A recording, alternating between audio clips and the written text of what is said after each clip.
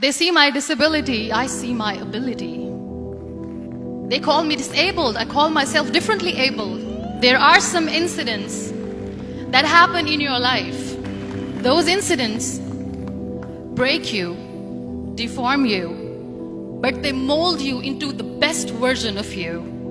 And the same thing happened to me. I was 18 years old when I got married. My father wanted me to get married. And all I said was, if that makes you happy, I'll say yes. And of course, it was never a happy marriage. Just about after 2 years of getting married, I met a car accident. Somehow my husband fell asleep and the car fell in the ditch. He managed to jump out, saved himself. I'm happy for him. But I stayed inside the car and I sustained a lot of injuries. The list is a bit long, don't get scared. The wrist was fractured. Shoulder bone and collarbone were fractured. My whole rib cage got fractured. And because of the rib cage injury, lungs and liver were badly injured. I couldn't breathe. I lost urinary bowel control. That's why I have to wear the bag wherever I go. 3 vertebrae of my backbone were completely crushed, and I got paralyzed for the rest of my life. I finally ended up in a hospital where I stayed for 2.5 months. I underwent multiple surgeries. One day, doctor came to me and he said, well, I heard that you wanted to be an artist, but you ended up being a housewife. I have a bad news for you. You won't be able to paint again because your wrist and your arm are so deformed, you won't be able to hold a pen again. Next day, doctor came to me and said, your spine injury is so bad, you won't be able to walk again. Because of your spine injury and the fixation that you have in your back, you won't be able to give birth to a child again. That day, I was devastated. I asked my mother, why me? And that is where I started to question my existence. Why am I even alive? And that is where I realized that the words have the power to heal the soul. My mother said to me, this too shall pass. God has a greater plan for you. I don't know what it is, but He surely has. And in all that distress and grief, somehow or the other, those words were so magical that they kept me going.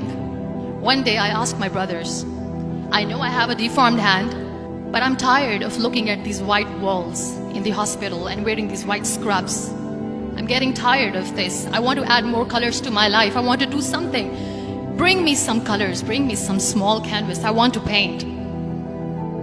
So the very first painting I made was on my deathbed, where I painted for the very first time. It was not just an art piece or just my passion. It was my therapy.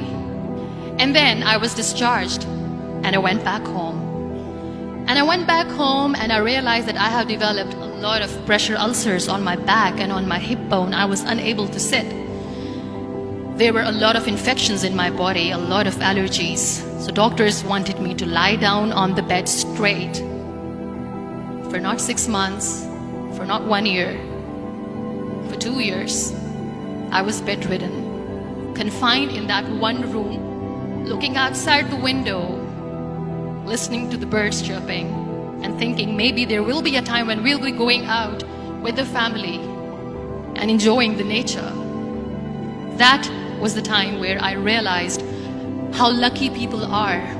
That is the time where I realized that the day I'm going to sit, I'm going to share this pain with everyone to make them realize how blessed they are, and they don't even consider them lucky.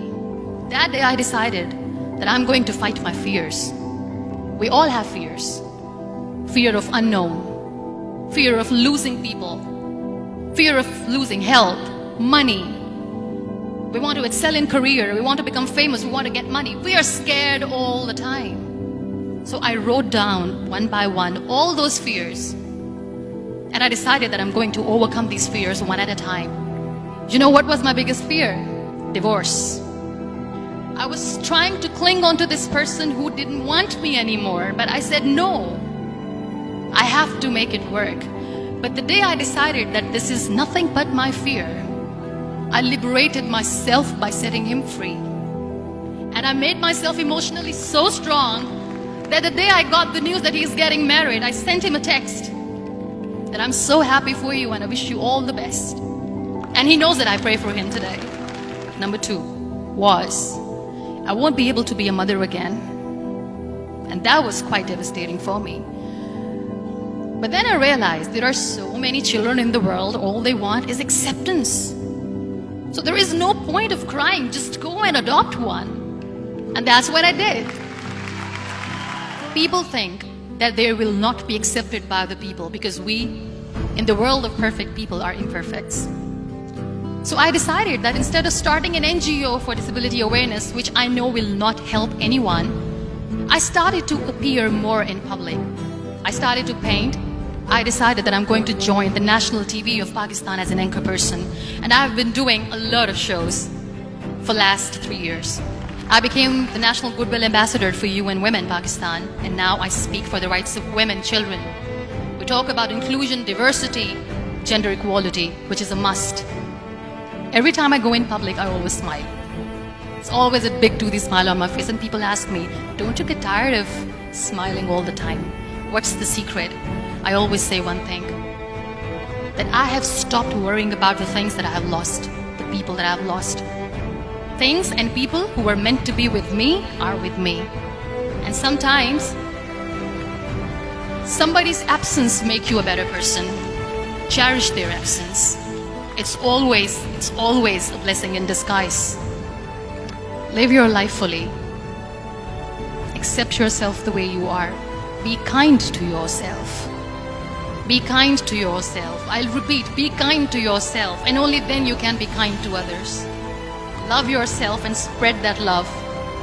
Life will be hard. There will be turmoils, there will be trials, but that will only make you stronger.